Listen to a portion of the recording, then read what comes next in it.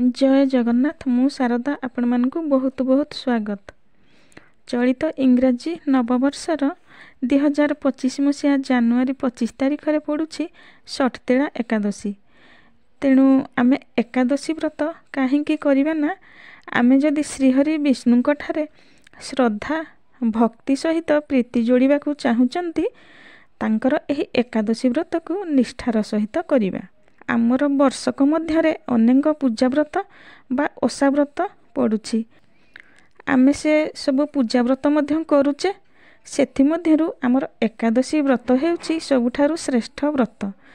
तेणु एही एकादशी व्रत को पालन करिबा आमर समस्तंकर अधिकार।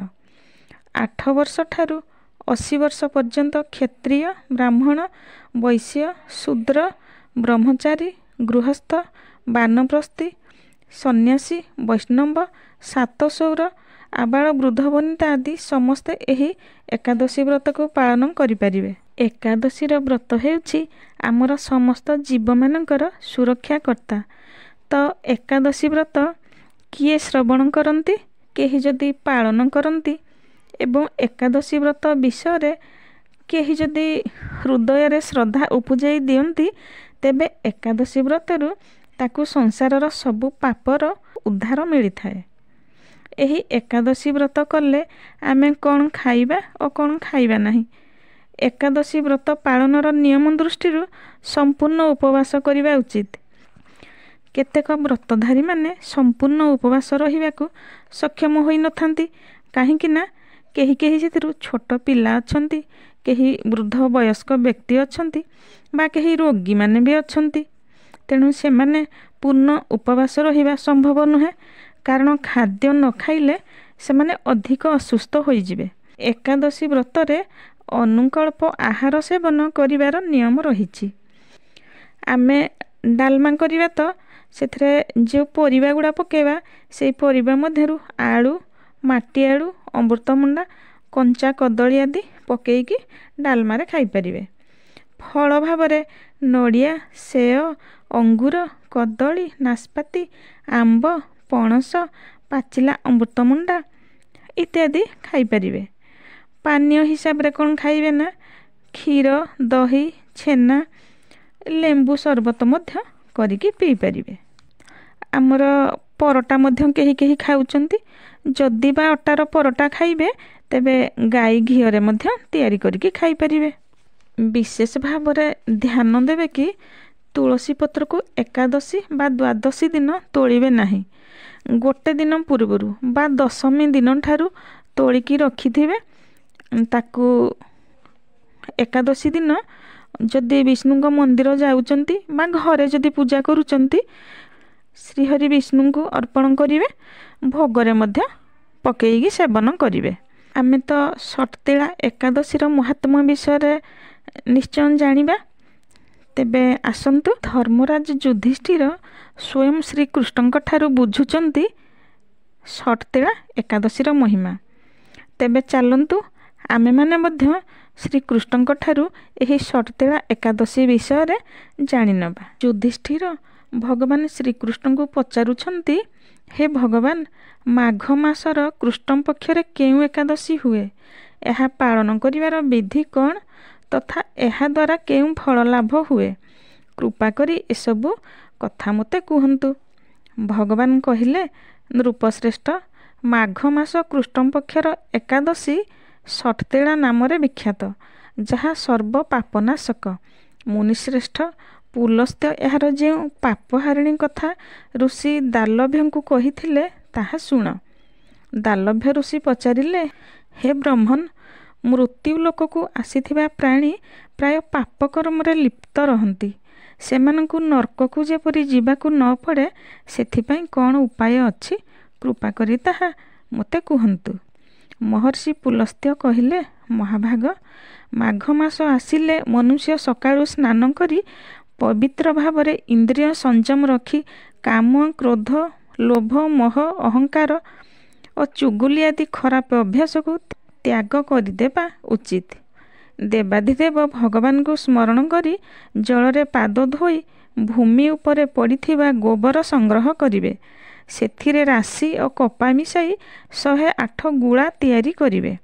ତାପରେ ମାଘ ମାସରେ ଯେତେବେଳେ ଆର୍ଦ୍ରା ବା ମୂଳା ନକ୍ଷତ୍ର ଆସିବ, ସେତେବେଳେ କୃଷ୍ଣ ପକ୍ଷର ଏକାଦଶୀ ବ୍ରତ କରିବାର ନିୟମ ଗ୍ରହଣ କରିବେ।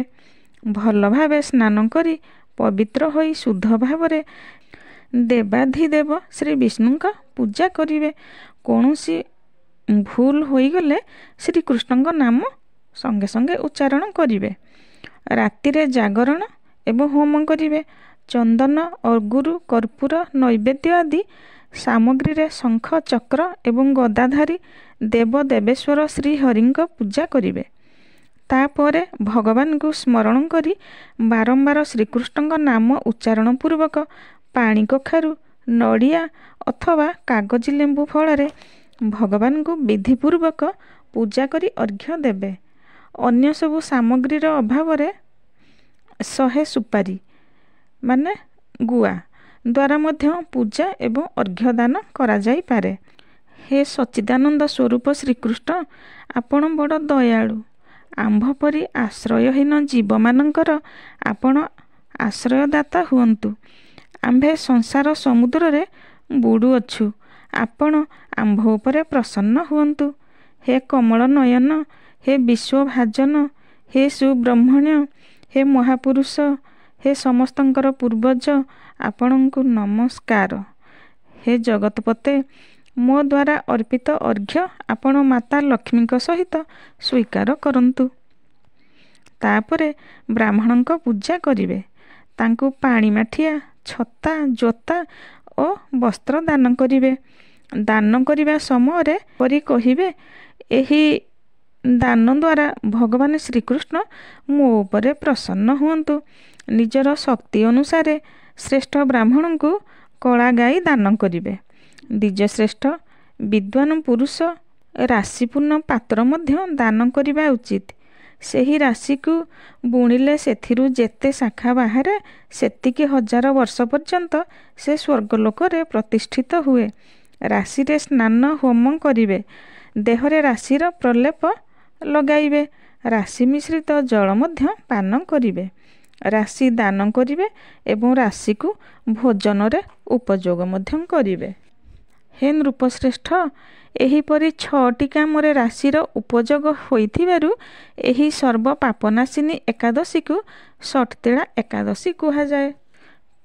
ମୋର ପ୍ରିୟ ବନ୍ଧୁମାନେ, ଭଗବାନ ଶ୍ରୀକୃଷ୍ଣଙ୍କ ଠାରୁ ଧର୍ମରାଜ ଯୁଧିଷ୍ଠିର ତ ଷଟ୍ତିଳା ଏକାଦଶୀ ବ୍ରତର ମହିମା ଶୁଣିଲେ।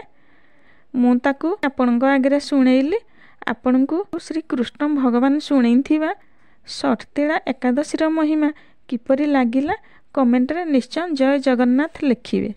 ଆଶା କରୁଛି ଏହି ଏକାଦଶୀ ଦିନ ଆପଣ ଅଧିକ ଜପ, ତପ ଓ ବିଷ୍ଣୁଙ୍କର ସ୍ତୁତି ପଢ଼ନ୍ତୁ ଓ ଶ୍ରବଣ କରନ୍ତୁ।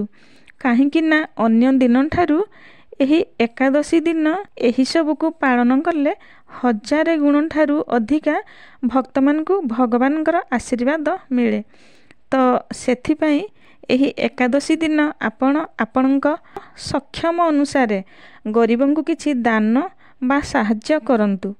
ଏକାଦଶୀଙ୍କର ମହିମା ଶୁଣି ବୈକୁଣ୍ଠ ପ୍ରାପ୍ତି ହୁଅନ୍ତୁ। ମୋ ଭିଡ଼ିଓ ଭଲ ଲାଗିଥିଲେ ନିଶ୍ଚୟ ଗୋଟେ ସବସ୍କ୍ରାଇବ୍ କରି ଲାଇକ୍ କରିବେ ଓ ଜୟ ଜଗନ୍ନାଥ ଲେଖିବାକୁ ଭୁଲିବେ ନାହିଁ। ମୁଁ ରହୁଛି। ଆଗାମୀ ଅଧ୍ୟାୟରେ ଆସିବି ପୁଣି କିଛି ଭକ୍ତିଭାବର କଥାବସ୍ତୁକୁ ନେଇ।